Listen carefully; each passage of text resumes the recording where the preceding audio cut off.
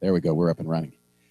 I want to call your attentions to a couple of things this morning before we get into the message. On the cover of your bulletin is actually a picture or a JPEG of the cover of Joe's book on spiritual warfare. And there was books that were shipped here, and we got a notice that they delivered them supposedly at 7:30 the first night that we were here and didn't leave them. I'm not sure. There's people all around the building, so I'm not sure what's going on. But we will have copies available of Joe's book in the bookstore when the books get here for the next couple of weeks, if you're interested in that. It's a great book, much more detail, much more opportunity for you to sit and reflect on the scripture references that are there. It's a great read, so let me encourage you to do that. Also, I know there's some places if you get online, you can Google Joe, and he has a radio program, I think it's live on the internet. You can get each week, the Dr. Joe Show. Is that what it's called still? The Dr. Joe Show. And so you'll be able to hear Joe. And the topic of the Dr. Joe Show is primarily marital relationships and relationships in general. We've been blessed this weekend. If you've been here, you have had an incredible privilege to hear clarity and to have it made clear the war that's going on around us and how that war is affecting us, but not only how it can affect us, but how we can respond to it. And there's nobody that I would rather have had than have Joe here. This morning, you're going to be able to hear someone who God has blessed with great talent, with an incredible wife, with effect on people all across the world, but a man who's very aware that all that he is by the grace of God. And so it's a great privilege to introduce to you, my friend. Hold it. My friend. Sorry, I'm not holding the mic right though, Joe. Okay, we got to do this all over. No, we don't. I'll shut up and let me introduce to you Joe Beam.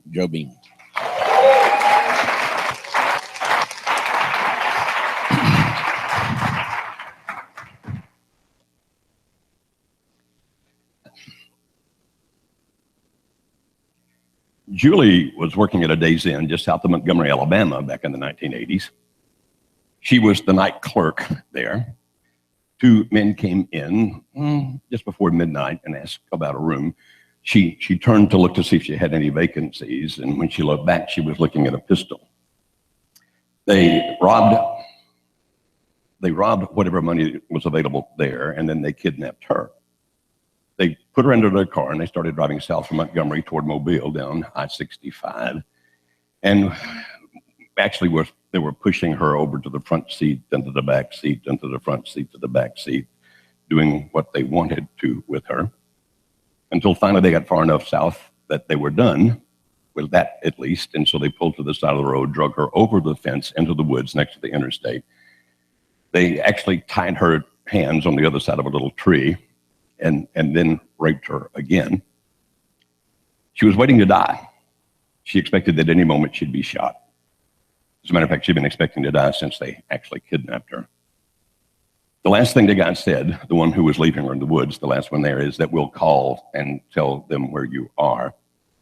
And then he left, and she heard the car drive away, and she felt relief in the sense of, well, I'm not going to die tonight. After several minutes, she got to thinking, unless they start thinking about it, then they may come back. They may decide that they don't need a witness here. And I'm quite sure they're not going to call anybody.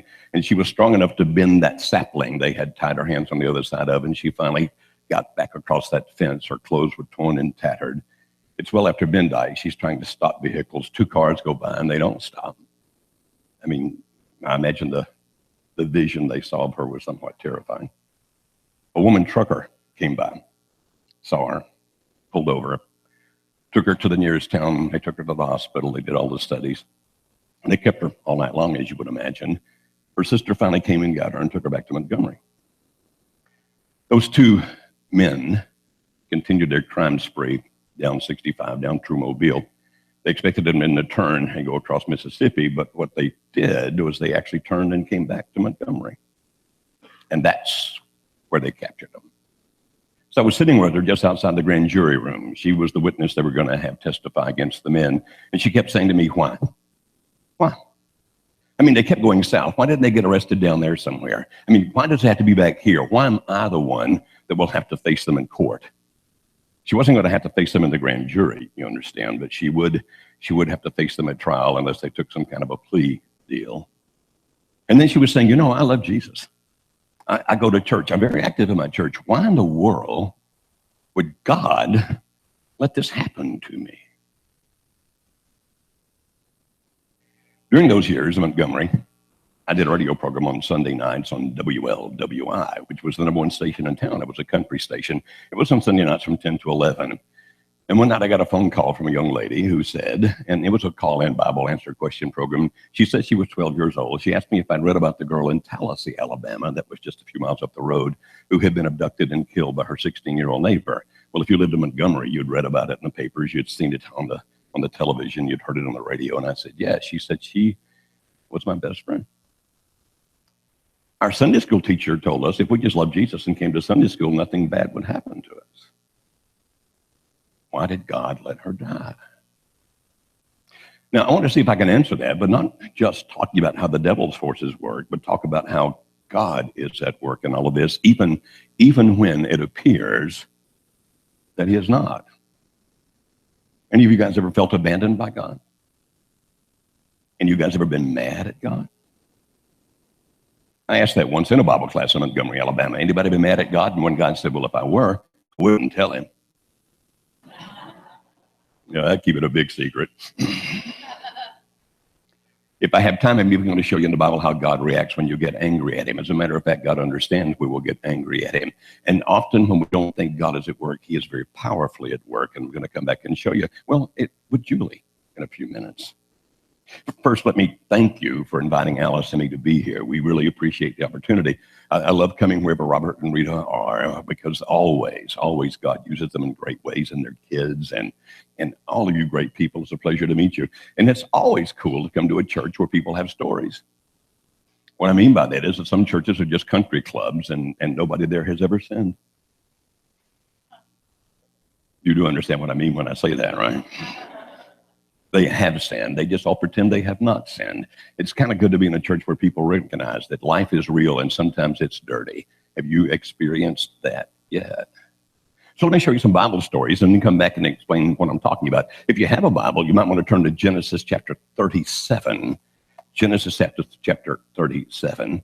It's a story that you read about a young man who's 17 years old, and his name is Joseph. Now, Joseph's father is like one of the major characters of the entire Bible, okay? And so he has these sons, and these sons are going to become the heads of the 12 tribes of Israel. Joseph at this point, there's another son going to be born a little later, but Joseph at this point is the youngest son, and for some reason, for whatever reason, his father liked him better than the others. And they took umbrage to that. What I mean is they were very jealous of him. I mean, like the father gave Joseph this very fancy coat, for example, just because he thought he was so cool. And the other brothers didn't like that very much. By the way, anybody ever had any sibling rivalry? When I was younger, back in the late 1800s, my older brother, who's 6 years older than I, my older brother had appendicitis, but they didn't diagnose it correctly. They thought it was something else. And by the time they finally figured out it was appendicitis, he was near death. And so they took him to the hospital and they operated on him because he was in such bad shape. They had to keep him like 2 weeks before he could finally come home. And he was like 14. Perhaps I can use a different microphone because this is, I mean, he's a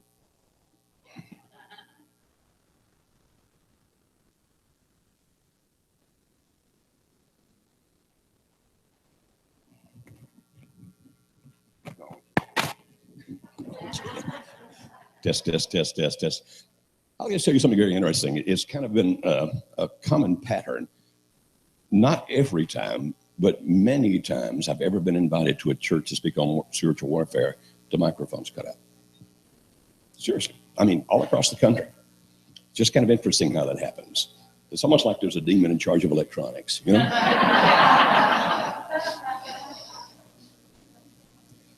So my brother, who was about 14 years old, comes home from the hospital, and he's walking like he's 90 years old. He's just hobbling, you understand, because of the pain. And they told him he had to walk. And so we lived on this old dirt road back in those times, and he walked about 1/10 of a mile up that dirt road and turned and started back down. Now, some of you ladies are going to think, why did you do what happens next? No guy ever asked me. All the guys get it. They understand. He's coming back down the road, and I picked up this really flat rock, and I looked at him and thought, wonder could I chunk a rock that far? You guys get it, right? There's no animosity. It's a test of skill. And I sailed that thing, and it went perfectly. It hit him right on the scar. Oh, it was therapeutic. He had hobbled up that road. He ran back down it. Still to this day, it's the hardest I've ever been hit in my life. You've seen the cartoons where somebody gets hit up against the wall and slides down it? That can really happen. So these guys, they were sibling rivalry. They didn't like the fact that Daddy liked him better. And then he had a dream. And he was so young, he didn't understand that sometimes you have to be very careful to whom you tell your dreams. Because when you have a dream, particularly if it's a dream from God, or sometimes just a dream that God has inspired within you, not necessarily put in you, but inspired in you, other people will resent it. They'll resent it if they have no dream, or if they don't have the courage to follow a dream that they have. And so rather than being happy for you that you're following the dream that God had planted in your heart, they'll actually try to stop you from achieving it. And it's interesting that sometimes the people that do that are the people who are supposed to be your brothers or sisters. So here are his brothers, and he has this dream, and he tells them about the dream. You probably remember it. It's about, basically, I'm going to interpret it without taking time to explain it all. The dream was that someday he would be a ruler, and his brothers would bow down to him. And he told them that dream, and they didn't like him even more than they hadn't liked him before. Then he dreams it again, but this time not only his brothers, but his parents bowed down to him. And he becomes convinced at age 17 that he's going to be a ruler. And his brothers are furious about it, and even his dad gets mad. I mean, you think someday I'm going to bow to you? But he hung on to that dream. Now, the brothers later were off tending their sheep, and Joseph was sent to find them to make sure that they were okay. And as he was coming, apparently he was wearing that coat that was apparently a little garish, and they saw him coming from a distance, and here's what they said: "Behold the dreamer." But it wasn't said as a compliment. It was an insult. And then they, talk about sibling rivalry, they said, "Let's kill him." Now, the oldest brother, Reuben, was wiser than that, and he knew that he couldn't talk them out of doing some kind of harm to Joseph, but he had to talk them out of killing him. And so he said, "Let's just dig a pit, and we'll throw him in the pit." And Reuben's idea was, later, when I'm alone, I'll rescue him and send him back home. So they dug a pit and they threw him in it. And you can imagine, if he's the youngest brother, what the conversation might have been like. Like, "Wait till I tell Dad. I mean, when I get home, you guys are in so much trouble." And all they're thinking is, "You better be happy you're alive, boy." It turns out that some traders come by. Reuben is not nearby when this occurs. And then somebody said, "What were we thinking?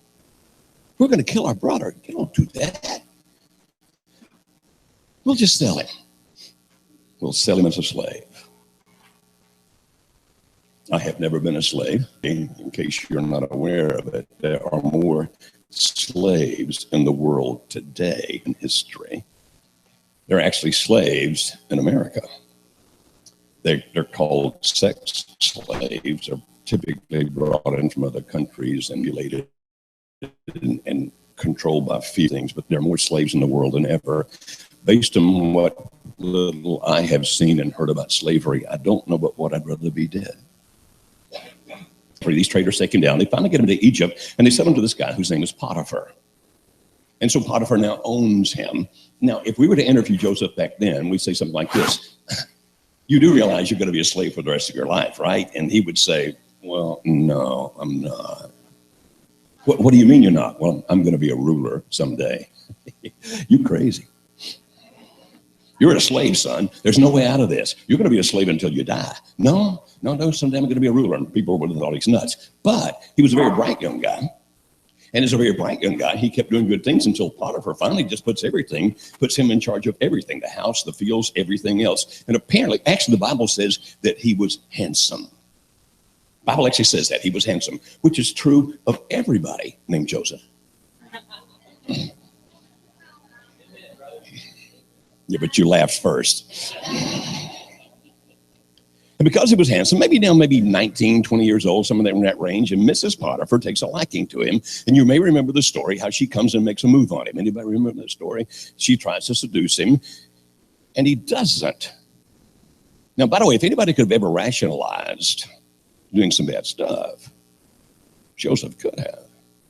Because you see, his father was a rich man, and it was very common back in those days that rich men, when things weren't going their way, would hire a mercenary army and go settle things. And Joseph apparently expected his dad, when he found out he'd been sold, that his dad would hire a mercenary army and come find him and take him back home.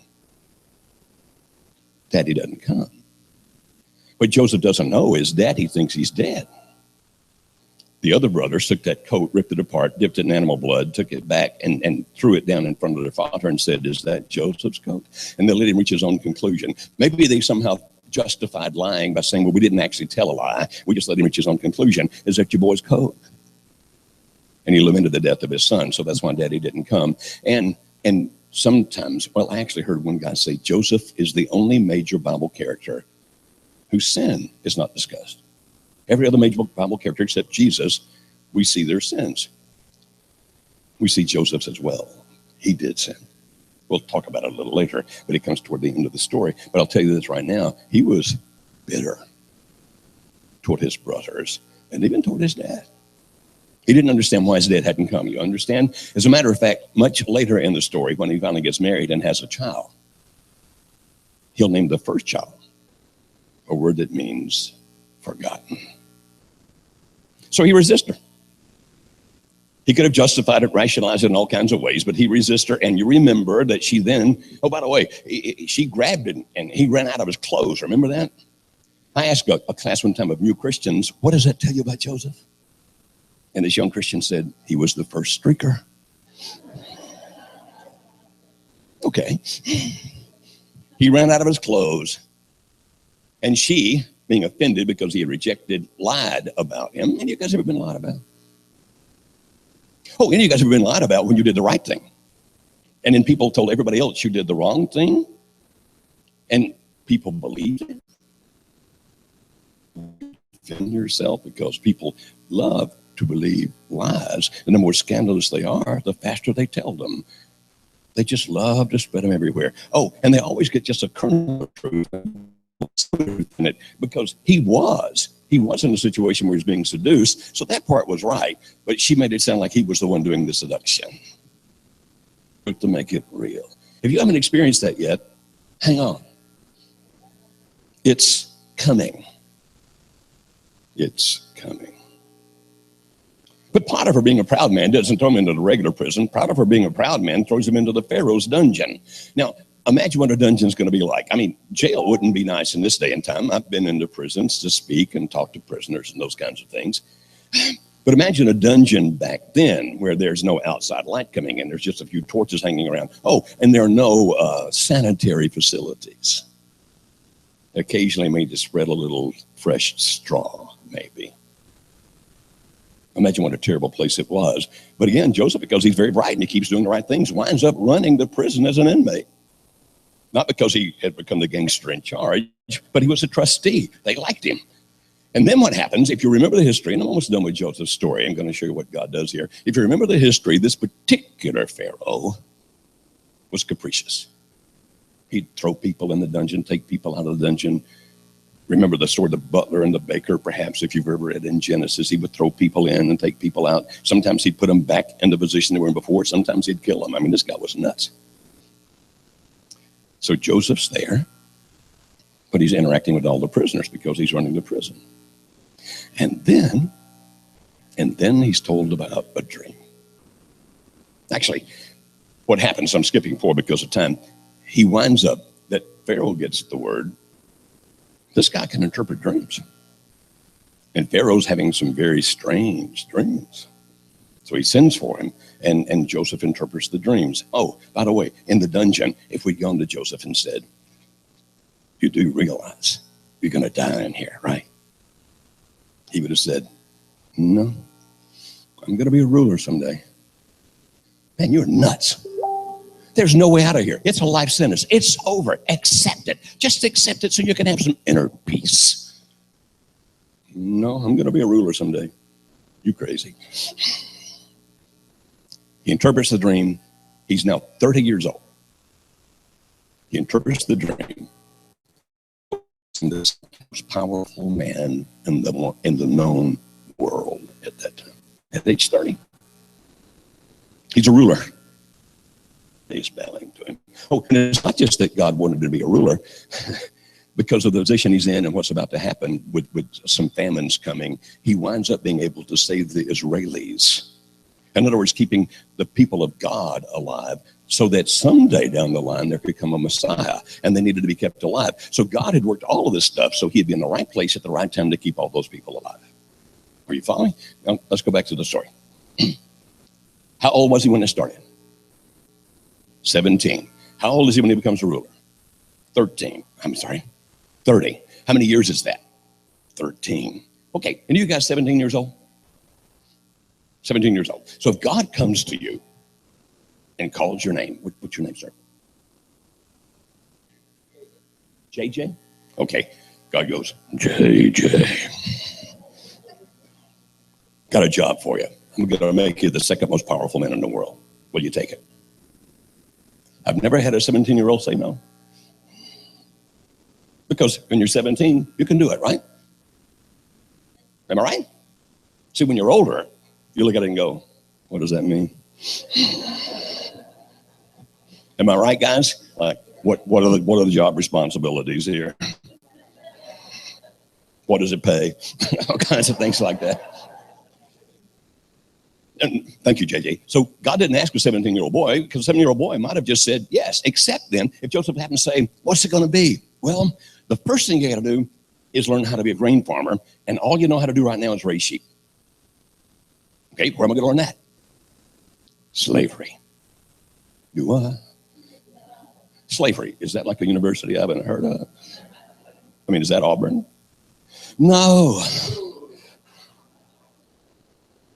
I'm sorry, I'm a Bama fan. No, you're actually going to be a real slave. Do you remember I told you in the story, it said that Potiphar put Joseph in charge of his house and fields? You know what he learns as a slave? Grain farming. Something he didn't know how to do before. Will that be important later? I mean, if he's going to save the people from the famine, is knowing how to grain farm important? It's crucial. Then Joseph would have said, is that all? No, son, then you got to learn politics. Where? Prison. They all go to prison eventually. We'll just start you there.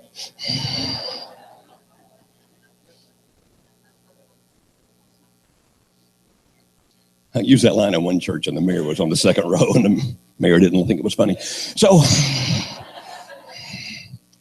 So he winds up in prison. Why? Because in prison, what's he learning? He's talking to the people that interact with Pharaoh, that Pharaoh's been throwing in prison, taking out of prison. So what's he's learning? He's learning Pharaoh's strengths, his weaknesses, his idiosyncrasies. He's learning how to work with this dude before he ever meets him by finding out all about him. So that the day he comes out of prison, there's no learning curve left. He knows how to grain farm, knows how to work with Pharaoh. Those are the two essential things he'll have to be able to do the job he's been called for.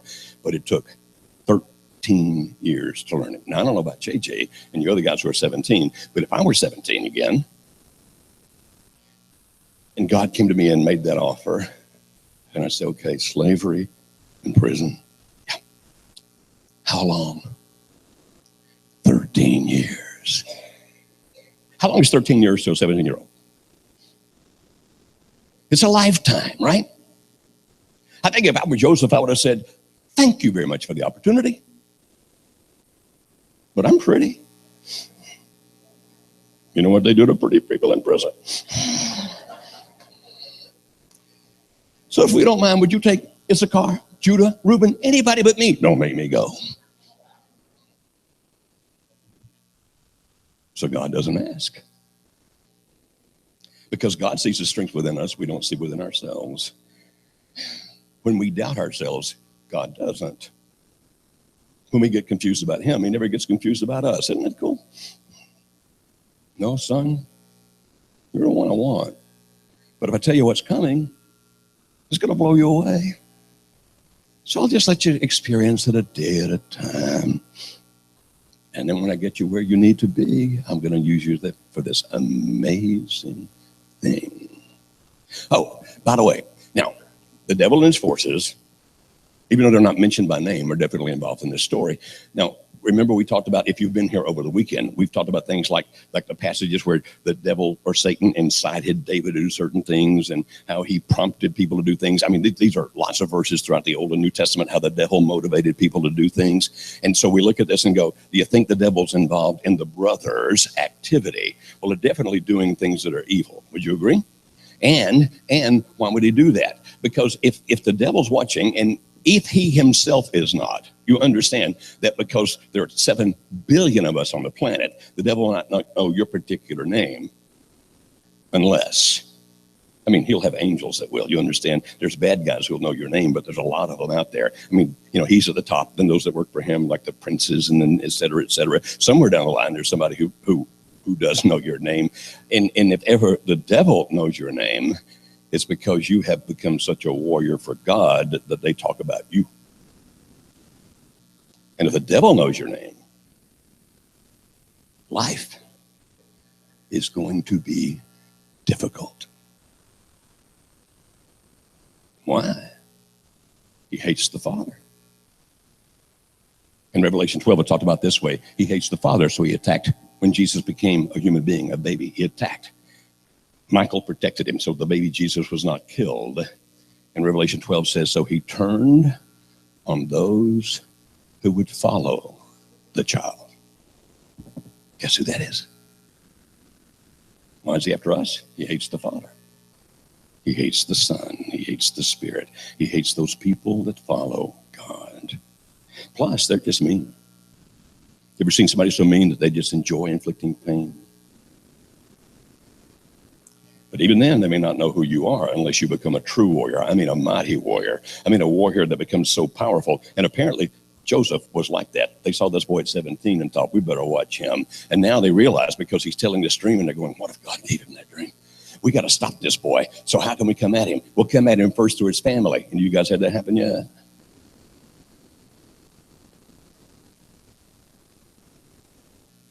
Sometimes people who are supposed to love you can do the most wicked things to you. Am I right? Come at you through your family, and that doesn't work. They come at you in other ways. And the more you try to do right, the more you get punished. Why? Because what they're trying to do is to get you to reach the point where you say, God, I love you. At least I did. You're supposed to be taking care of me. So I'm in the back. Why am I in the back seat of this car being raped? Where are you? Why's my best friend dead? Where are you?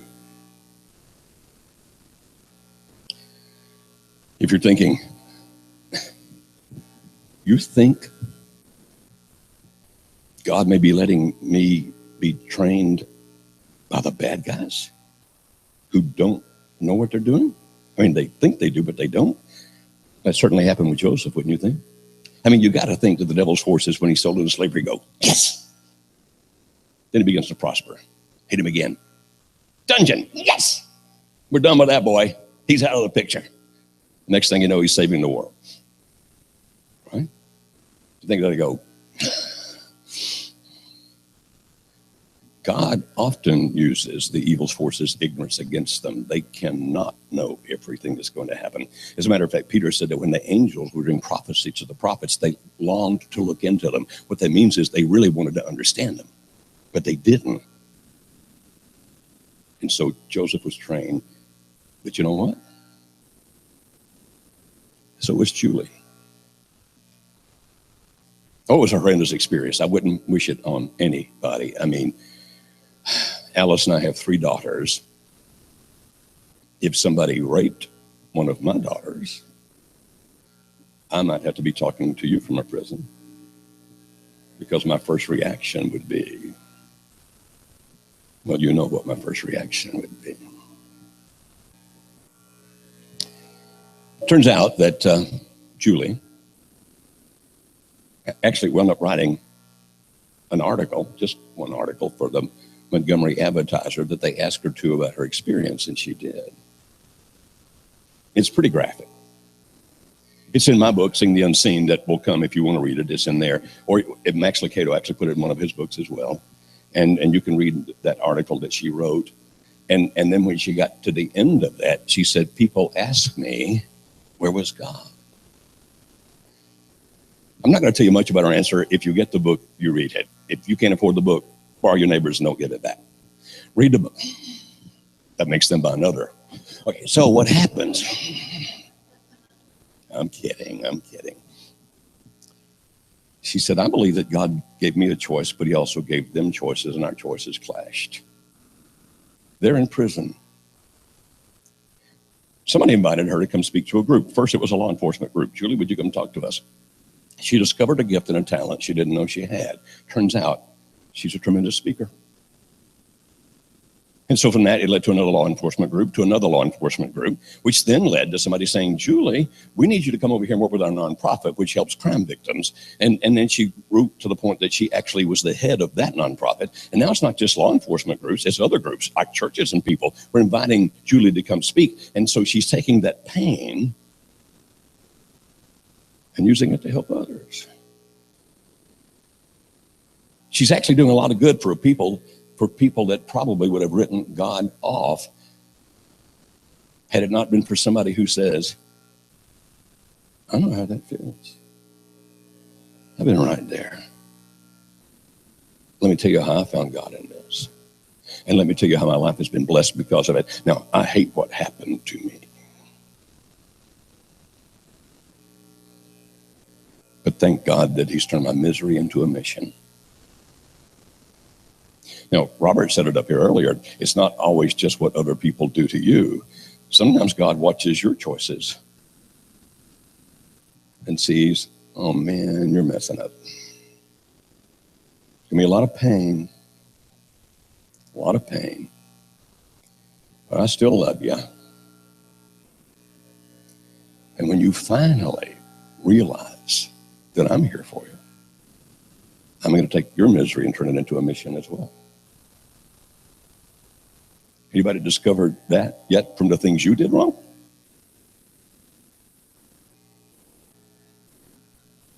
Me too. Alice and I work for a nonprofit that works in marriages in crisis.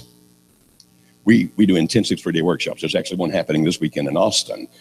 Typically, I am there, but because Robert invited me to be here, I'm here, and others on our team are doing that. It's actually being led by a guy.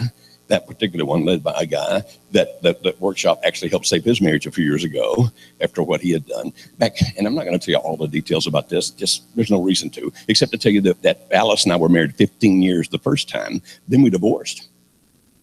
We were divorced for 3 years. And this time we've been married 29 years. Which makes it difficult, which makes it very difficult to tell people how long you've been married. How long you been married? 29 years. How old's your daughter? 45. So I thought, wait a minute, 15 years the first time, 29, that's 44. How long you been married? 44 years. How old's your daughter? 45. Now, you can't live in Tennessee and talk like that. So now just say 47 years, give or take 3. In those 3 years, I lived like a hellion. I went places I never thought I'd go. I said things I never thought I'd do. I did things it was terrible. I lived godlessly for 3 years. Should have died on more than one occasion. When not in Atlanta, oh, and by the way, I started drinking pretty heavily. Beyond that, if anybody ever did invite me to their house, which was pretty rare, most Christians just abandoned me. But if they ever did invite me to their house to eat dinner, it didn't take long to figure out where they kept their narcotics. I mean, I'm talking about their pain pills, their Valium, their muscle relaxers. And they were either in a kitchen cabinet or a bathroom cabinet, and I'd steal those. And one night in Atlanta, in a strip club, actually it was late afternoon, I drank 6 beers and took 20 Valium.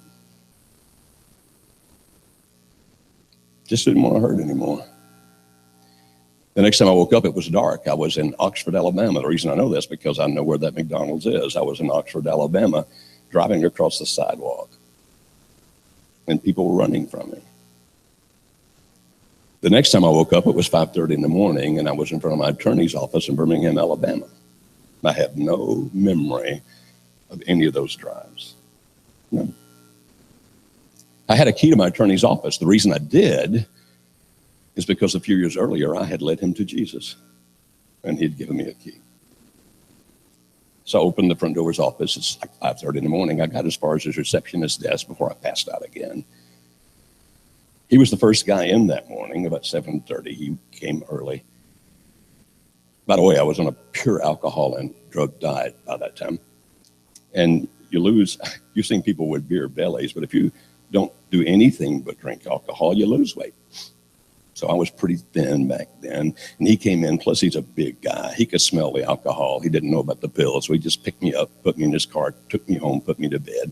I slept for 2 days. He would have taken me to a hospital had he had any idea, you understand. He comes in and said, "It's Sunday, we're going to church." And I said, "I don't go to church." Did I mention he was a big guy? We went to church.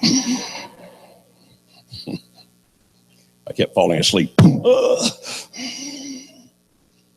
Came back home, went back to bed, slept 2 more days. In the meantime, he had my car brought back to his house. When finally I was sober enough, I walked around the car looking for blood, terrified that I'd killed somebody. Many years later, I was in New Mexico, and this lady comes up and said, "Did you know that every women's prison in New Mexico has group studying your book, Seeing the Unseen?" That's the book that supposedly is coming here. I said, "No. There's a prison right over here, Our Lady's prison, and there's a group there studying your book. Would you come in and talk to those ladies?" Yes. So I went into the prison to talk to these ladies, and I told them that story I just told you. And I said, "I don't know why you're in here, and I'm not. I did enough things that could have killed people. I did a lot of harm and a lot of damage to a lot of people. I stole a lot of stuff. I don't know. I don't. But I know this. God never took his hand off me. I'm quite sure at times he looked in and said, he's an idiot, but he's my idiot. And for some reason, he kept me alive. I'm happy that he did. Alice and I got married again. Finally, we had another child who is now just doing amazing things in the kingdom of God. That child, of course, wouldn't exist. So maybe it was just to have her. I don't know. Or maybe it was so I would stand in Winsville, Missouri on this day and say just the right phrase that I don't even know I said, because it wasn't me saying it, it was the Holy Spirit who was speaking to your heart. Well, all of a sudden you realized, hey, I've been educated by the bad things that have happened to me. Oh, and the very bad decisions I have made. But by the grace and mercy of God, he can use me like he did Joseph. I don't expect to be the second most powerful man in the world. I mean, it'd be cool, but I don't expect that, right? Besides, I don't think I'm qualified for it, because on the days when I feel good, everybody would get gifts. On the days I didn't, everybody would die. So I'm not qualified for that position, you understand? Which means I probably should run for president now. I don't know what God will do with you. And if you're thinking, oh, wait a minute, all these Bible stories are about men. I'm a female. Oh, you want to hear some Bible stories about females? That's cool. Let me just tell you one very quickly. It's in Judges chapter 4. There's this guy named Jabin who has conquered the Israelites, ruled them for 20 years. 20 years. His general is named Sisera. Sisera has 900 iron chariots in his army. 900 iron chariots. That'd be kind of like tanks, like having kind of like 900 tanks in that day. You follow? Massive army, all this kind of stuff. And the people of God are now being led by a woman. Her name is Deborah. She's a judge. She's risen to the highest position in the country. Highest position in the country. God put her there. Are you listening? Are you listening? And so she calls this guy named Barak. And she says, I need you to go fight this guy. God's going to deliver us and set us free. So you get together an army of 10,000 people and attack the tanks. He said, I ain't going. He didn't actually say ain't, but I'm a Southerner. He said, I'm not going unless you go with me. That's a real man's man right there, don't you think? She said, all right, I'll go with you. She wasn't scared. She was tough. I'll go with you, but here's the deal. Because you didn't do what I asked you to do, God's going to give the glory to a woman, not you, buddy. You're going to win the battle. I'm telling you that right now. God's with us. We're going to win the battle. But they won't be singing your praise when it's over. It's going to be a woman's praise. And if you read that right then, you'll think, oh, it's going to be Deborah. Oh, no, no, no, no. So what happens is this. They have this great battle. And finally, Sisera's getting whipped. And he runs. He runs away. And he runs by this tent where there's a lady named Jael, and he knew who she was. And she was supposed to be on his side, by the way. And he's exhausted, and he said, can I come in and sleep for a while? And she said, yes, come in, my lord. Come in.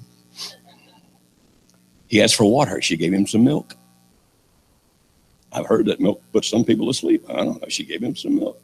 He said, stand at the door. And if anybody comes by and say, did anybody come in? Say, no. So he lays down and goes to sleep. She gets a tent peg, sharpened tent peg, and a hammer. And while he's asleep, she lays it right next to his temple. And boom! I love what the Bible says there. And he died.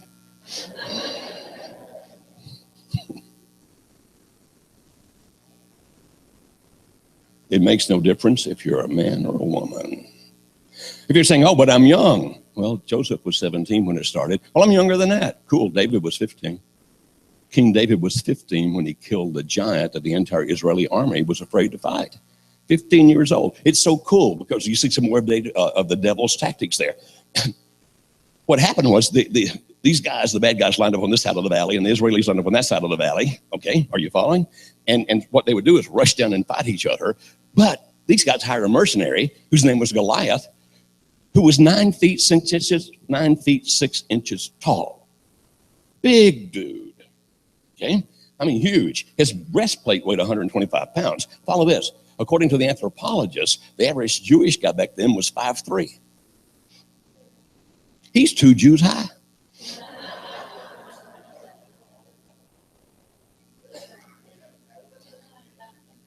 And his breastplate weighs as much as one of them.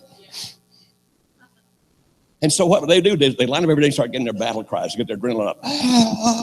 And then that dude will walk into the valley and say, let's be reasonable.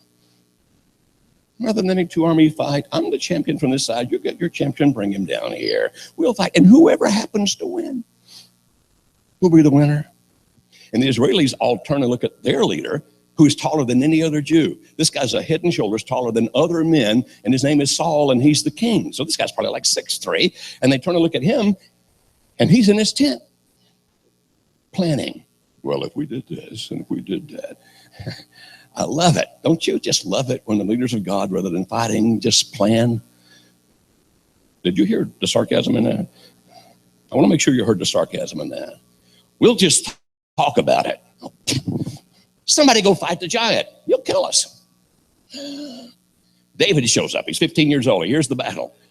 What do you do when you're 15 years old and you hear somebody yell, fight? You run to it. Oh, fight.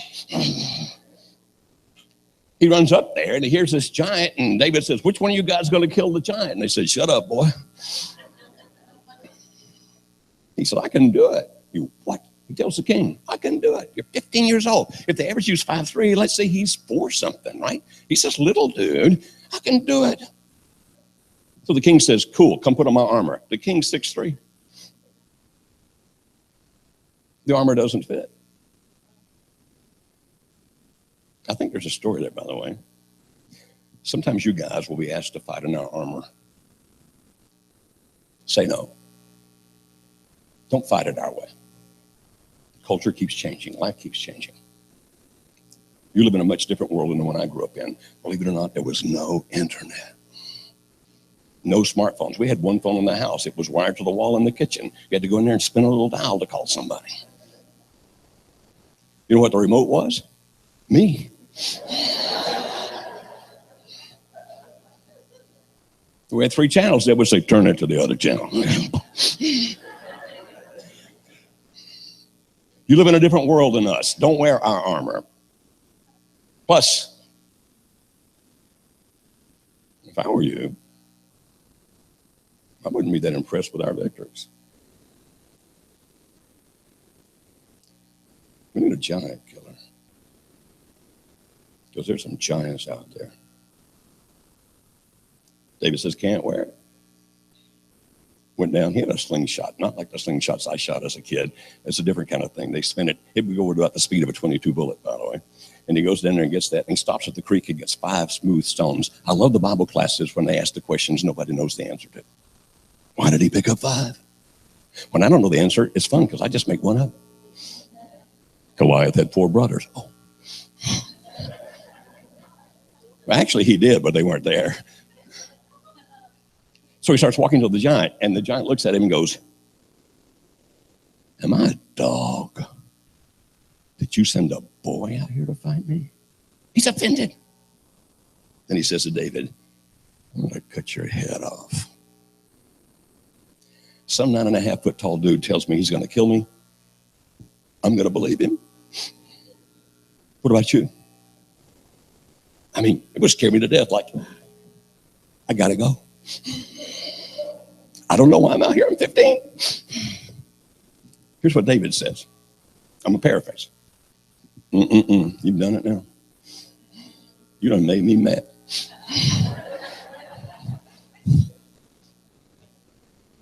He said, I got to kill you now. And here's the cool part of it. Oh, by the way, the devil stops so many battles from our side just by making us afraid to fight. Am I right? We just get scared and don't fight at all. I was telling Robert last night, I think the kingdom of God on the planet Earth is losing. When we have the most powerful force in the universe on our side, we are losing because the bad guys have more courage than we have. They're bolder than we are. And they'll attack us in every way. They'll slander us and say bad things about us, and people will believe it. They'll threaten to kill us. They'll threaten to destroy us. They'll threaten to bankrupt us. They'll threaten to do everything in the world. And most Christians then go, whoa, I'm out. Julie didn't quit.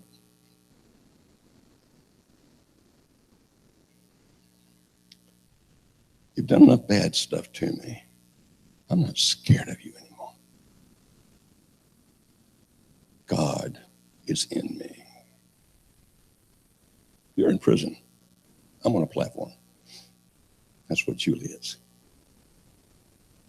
And then David says, I have to kill you now so that all those gathered here will know. And I don't think he's just pointing at the Philistines on the other side. I think he's jerking his thumb over his shoulder at the army of God and saying, so all of those here will know there is a God in Israel.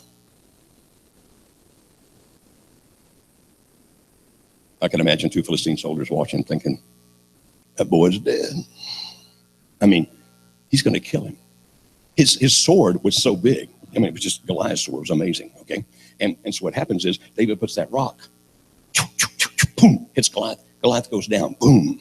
And I can imagine those 2 Philistine soldiers, whoa, man, he's down. They're saying, no, that's a creek down there. He slipped on some rocks. He's going to get him and kill that boy.